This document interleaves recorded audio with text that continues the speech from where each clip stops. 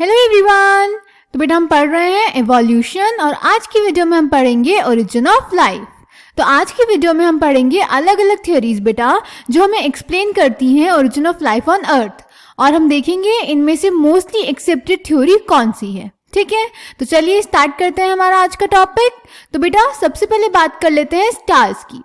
तो I guess आप सभी को ये बात पता होगी कि आसमान में जो हमें तारे दिखते हैं जिन्हें हम स्टार्स बोलते हैं वो एक्चुअली स्टार्स वहाँ पे नहीं होते हैं, हमें सिर्फ उनकी लाइट दिखती है, एक्चुअल स्टार्स नहीं दिखते हैं। ठीक है, अब ये होता कैसे है? तो बेटा आपको पता होना चाहिए कि जो स्टेलर डिस्टेंसेस होते हैं यानी स्टार्स का जो डिस्टेंस होता है वो लाइट ईयर्स में मेजर होता है। ये आपने फिजिक्स में भी पढ़ा होगा। तो होता क्या है, स्टार्स लाइट एमिट करते हैं जो कि ट्रिलियंस ऑफ किलोमीटर्स का डिस्टेंस ट्रैवल करके मिलियंस ऑफ ईयर्स में हम तक पहुंचती है, और जो हम आज देखते हैं आसमान में जिनको हम स्टार्स बोलते हैं वो एक्चुअली स्टार की लाइट है जो कि मिलियंस ऑफ ईयर्स पहले निकली थी और उसको इतना टाइम लगा हम तक पहुंचने में क्योंकि वो ट्रिलियंस ऑफ किलोमीटर्स का डिस्टेंस ट्रैवल कर कर पहुंच रही है हम तक। तो बेटा आप इमेजिन कर सकते हैं कि स्टार्स आपसे कितनी दूर है और आप एक्चुअली स्टार्स को नहीं सिर्फ उसकी लाइट को देखते हैं। ठीक है, अब ये जो लाइट आप देख रहे हैं आज, क्या वो लाइट आज एमिट हुई है? बिल्कुल भी नहीं। ये लाइट तो मिलियंस ऑफ ईयर्स पहले एमिट हुई थी, जिसको हम तक पहुंचने में इतना टाइम इसीलिए लगा क्योंकि वो बहुत ज्यादा डिस्टेंस ट्रैवल करके आ रही है। तो इसीलिए हम जो लाइट देख रहे हैं वो आज एमिट नहीं हुई है बल्कि बहुत पहले एमिट हुई थी। तो इसीलिए बोला जाता है when we see stars we are actually peeping into the past और looking back in the time, क्योंकि जो लाइट हम देख रहे हैं वो तो मिलियंस ऑफ ईयर्स पहले एमिट हुई थी। ठीक है, उसके बाद बात करते हैं बेटा यूनिवर्स की। तो यूनिवर्स का जो ओरिजिन है वो 13.8 बिलियन ईयर्स अगो माना जाता है। अब यहाँ पे दो चीजें हैं, मैंने यहाँ पे लिखा है 13.8 बिलियन ईयर्स अगो, जिसको मैंने ब्रैकेट में लिखा है 13.8 BYA। तो बेटा बिलियन ईयर अगो को हम शॉर्ट में BYA लिखेंगे हर जगह, और मिलियन ईयर्स अगो को हम MYA लिखेंगे। तो जहां पर भी आगे BYA और MYA यूज होगा आप समझ जाएंगे that BYA means billion years ago and MYA means million years ago. ठीक है, अब यहाँ पे हमने 13.8 बिलियन ईयर्स पहले यूनिवर्स का ओरिजिन लिखा हुआ है। अब जिन बच्चों के पास पुरानी एनसीईआरटी होगी उनकी एनसीईआरटी में ये 20 बिलियन ईयर्स अगो लिखा हुआ है, बट न्यू एनसीईआरटी में जो 25-26 का एडिशन है उसमें इसको करेक्ट कर दिया गया है, अपडेट कर दिया गया है 13.8 बिलियन ईयर्स में। तो आप लोग भी बेटा जिसके पास ओल्ड एनसीईआरटी होगी उसको करेक्ट कर लेंगे। So the origin of universe is 13.8 billion years ago. Clear? अब यूनिवर्स के ओरिजिन के लिए जो सबसे फेमस थ्योरी है वो है बिग बैंग थ्योरी। ये तो बहुत सारे बच्चों ने सुनी भी होगी। ये थ्योरी हमें क्या कहती है कि एक सिंगल लार्ज ह्यूज एक्सप्लोजन हुआ जिसकी वजह से यूनिवर्स एक्सपैंड हुआ, टेम्परेचर कम हुआ जिसकी वजह से हाइड्रोजन और हीलियम का फॉर्मेशन हुआ, और फिर ग्रेविटी की वजह से गैसेस कंडेंस हुई जिसकी वजह से गैलेक्सीज का फॉर्मेशन हुआ। और उसी में एक गैलेक्सी है मिल्की वे गैलेक्सी, जिसको हिंदी में आकाश गंगा बोलते हैं, और इसी गैलेक्सी के अंदर प्रेजेंट है हमारा प्लैनेट अर्थ। ठीक है, तो अब बात कर लेते हैं कि अर्थ का ओरिजिन कैसे हुआ, क्या क्या हुआ अर्थ के ओरिजिन में। तो बेटा अर्थ का ओरिजिन 4.5 बिलियन ईयर्स पहले माना जाता है, 4.5 बिलियन ईयर्स अगो। ठीक है, अर्ली अर्थ पे कोई भी एटमॉस्फेयर नहीं था। तो अगर एटमॉस्फेयर नहीं था तो क्या था? तो बेटा मोल्टन मासेस थे जो कि water vapour, methane, carbon dioxide और अमोनिया NH3 गैस रिलीज करते थे, जिन्होंने अर्थ का पूरा सरफेस कवर कर लिया। ठीक है, उसके बाद सन से आई यूवी रेज जिन्होंने वाटर वेपर को ब्रेक कर दिया इनटू हाइड्रोजन एंड ऑक्सीजन, और क्योंकि हाइड्रोजन लाइटर गैस थी तो वो एस्केप हो गई, और ऑक्सीजन अमोनिया और मीथेन के साथ कंबाइन हो गई और उसने वाटर और कार्बन डाइऑक्साइड बना लिया। ओजोन लेयर फॉर्मेशन हुआ, कूलिंग हुई और उससे बारिश हुई, और वो बारिश का सारा पानी हमारी अर्थ में प्रेजेंट जितने भी गड्ढे थे उनमें भर गया और उन्हीं से बने ओशियंस। ठीक है, तो ये है ओरिजिन ऑफ अर्थ की कहानी। अब इसको थोड़ा एनसीईआरटी से देख लेते हैं बेटा। So when we look at stars on a clear night sky we are in a way looking back in time. Stellar distances are measured in light years. What we see today is an object whose emitted light started its journey millions of years back and from trillions of kilometers away and reaching our eyes now. ठीक है, तो जो हम वहाँ देख रहे हैं वो उसकी लाइट देख रहे हैं जो बहुत साल पहले चली थी और आज बहुत सारा डिस्टेंस ट्रैवल करके हम तक पहुंची है. However, when we see objects in our immediate surroundings, we see them instantly and hence in the present time. Therefore, when we see stars, we apparently are peeping into the past. क्योंकि stars की जो light है वो बहुत साल पहले emit हुई थी और अब वो हमें दिखाई दे रही है, तो इसीलिए हम past में देख रहे हैं. ठीक है. The origin of life is considered a unique event in the history of universe. The universe is vast.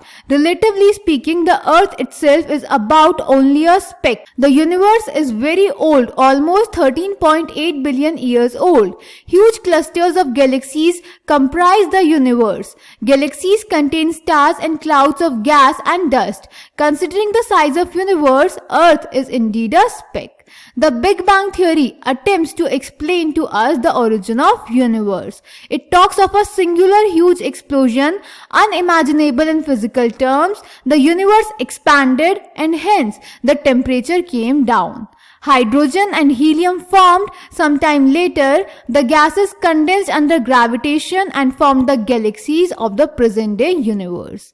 In the solar system of the Milky Way galaxy, Earth was supposed to have been formed about 4.5 billion years back. There was no atmosphere on early Earth. Water vapor, methane, carbon dioxide and ammonia released from molten mass covered the surface. The UV rays from the sun broke up water into hydrogen and oxygen and the lighter H2 escaped. Oxygen combined with ammonia and methane to form water, CO2 and others. The ozone layer was formed.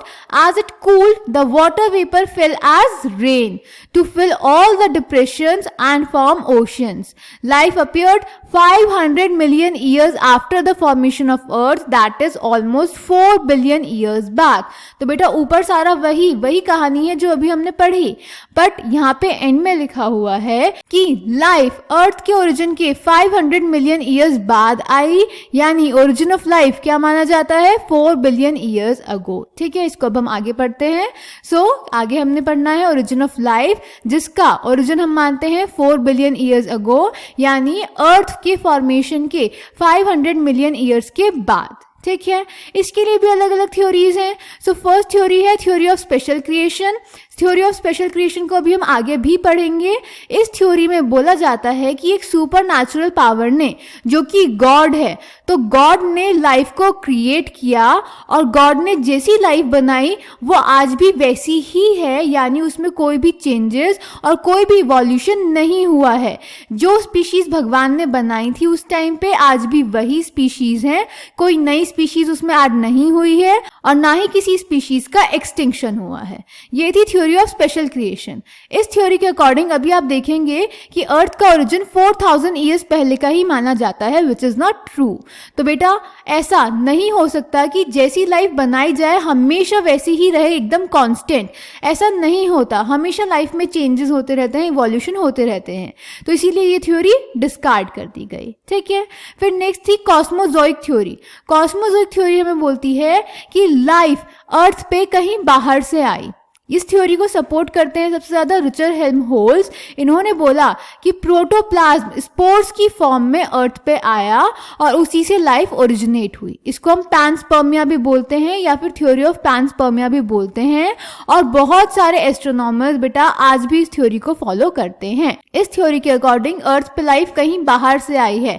Protoplasm जो हमारे cell का living content होता है वो spores की form में अर्थ पे गिरा और उसी से लाइफ ओरिजिनेट हुई. ठीक है, then next is theory of spontaneous generation या जिसको हम बोलते हैं थ्योरी ऑफ एबायोजेनेसिस. ये थ्योरी बोलती है कि life decaying and rotting matter से ओरिजिनेट होती है, जैसे स्ट्रॉ, मड एटसेट्रा, यानी नॉन लिविंग चीजों से लाइफ ओरिजिनेट होती है, विच इज नॉट ट्रू. इस थ्योरी में कुछ लोगों ने बोला कि स्वेट से लाइफ ओरिजिनेट होगी, कुछ ने बोला मड से लाइफ ओरिजिनेट होगी, जो कि गलत है. ठीक है, और क्योंकि इस थ्योरी में नॉन लिविंग से लिविंग के ओरिजिनेशन की बात की गई थी तो इसीलिए इसको थ्योरी ऑफ एबायोजेनेसिस भी बोलते हैं.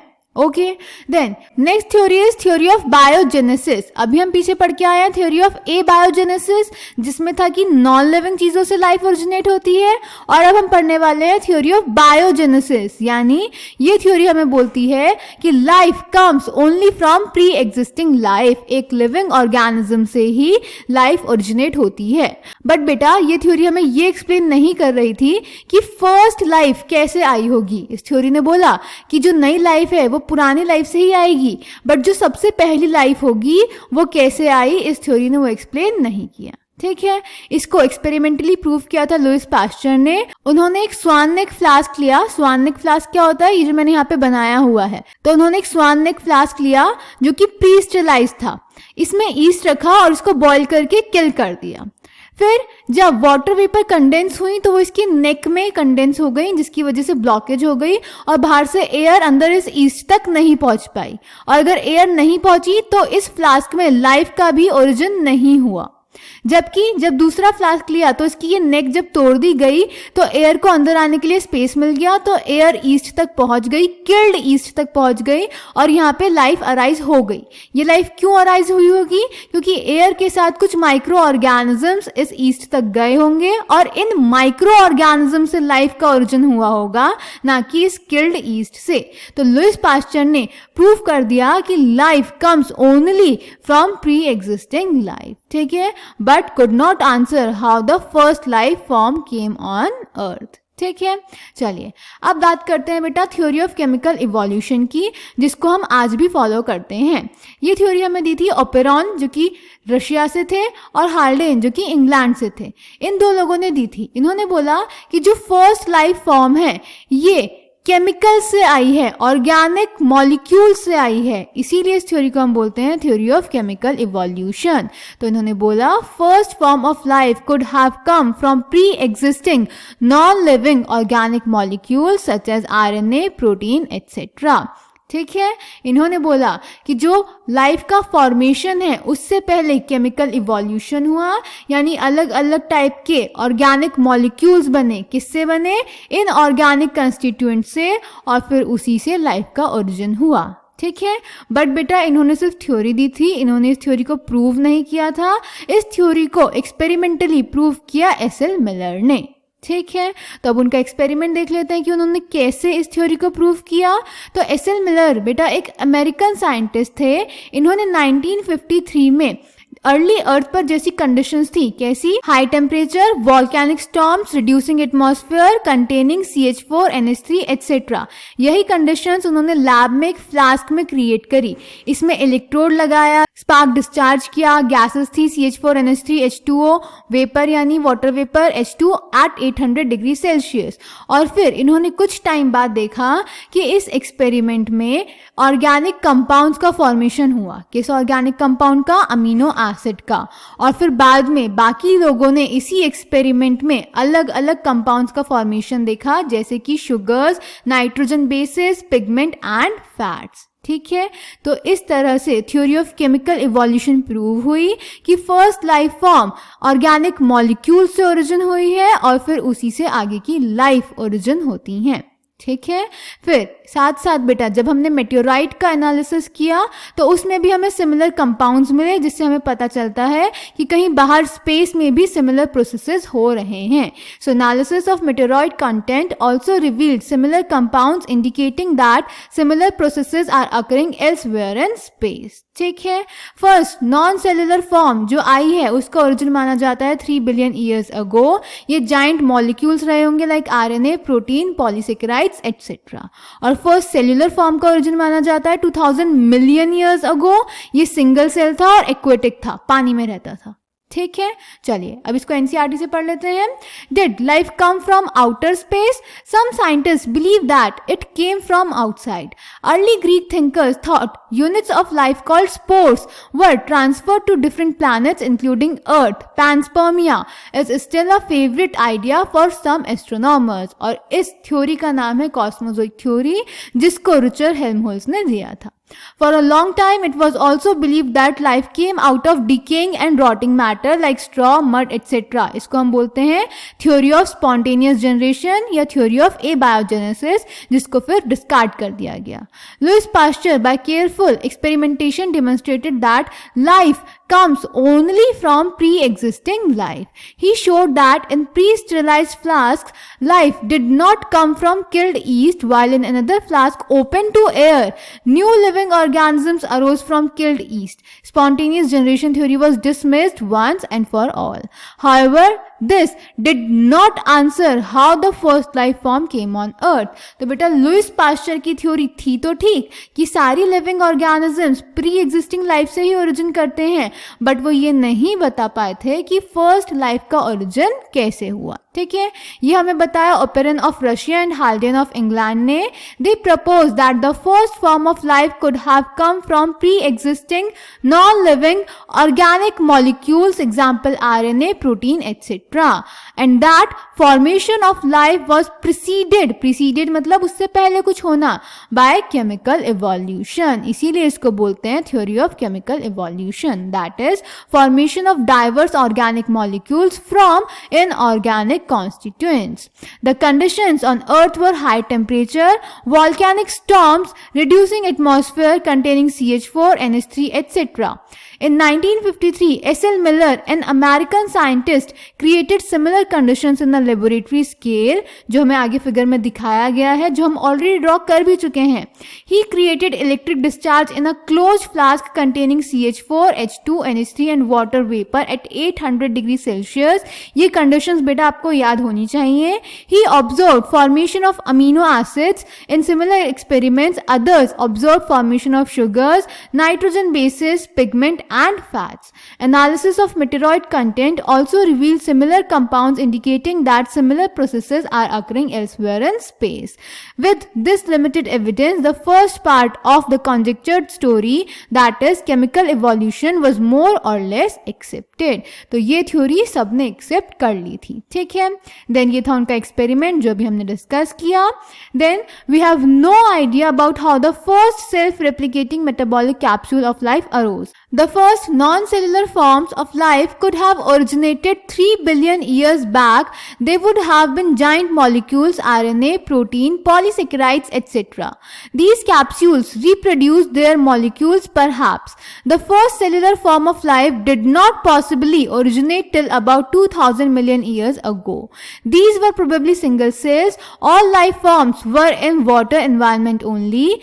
This version of a biogenesis, that is the first form of life, arose slowly through evolutionary forces from non-living molecules, is accepted by majority. However, once formed, how the first cellular forms of life could have evolved into the complex biodiversity of today is the fascinating story that will be discussed below. ठीक है, तो ये था बेटा हमारा origin of life से related अलग अलग कहानियां. आई होप आपको समझ में आई होंगी. कोई भी डाउट होगा तो आप कमेंट सेक्शन में पूछ सकते हैं. Thank you.